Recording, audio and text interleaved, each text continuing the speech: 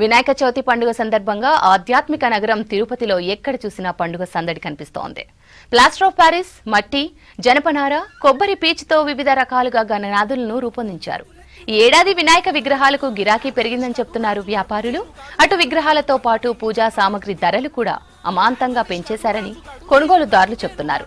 ముడి సరుకు ధరలు పెరిగాయని, గత ఏడాదితో పోల్చితే విగ్రహం ధర 20 నుంచి 30% ధరలు పెరిగాయని చెప్తున్నారు మండప నిర్వాహకులు.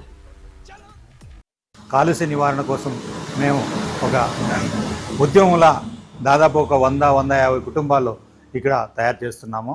మేము తయారు చేసిన మట్టి గణేష్లే కాకుండా బయట నుంచి కూడా కలకత్తా నుంచి మట్టి అక్కడి నుంచి తెప్పించి గంగా నది పారివాహక ప్రాంతాల్లో ఉన్న మట్టిని తెప్పించి మేము ఇక్కడ వినాయకుడి బొమ్మలు తయారు చేస్తున్నాము. ముఖ్యంగా plaster of Paris POP plaster of Paris వాడకం ఎక్కువగా ఉంది. ఆ వాడకం వల్ల మనకు చెరువులో ప్లాస్టర్ ఆఫ్ ప్యారిస్ బొమ్మలు వేయడం వల్ల అక్కడ చేపలు, క్రిమికీటకాములు అన్నీ కూడా చనిపోతున్నాయి. అదేవిధంగా అక్కడ నీరు తాగడం వల్ల మనకు అనేక రోగాలు రావడం జరుగుతుంది. దాన్ని అంతా కూడా మేము దృష్టిలో పెట్టుకొని మేము ప్రత్యేకంగా వినాయక బొమ్మలే తయారు చేయాలని ఒక ఉద్యమంగా ఏర్పడి వాటిని మేము తయారు చేస్తున్నాము. ఈ పర్యావరణానికి అనుకూలంగా ఉంటాయి.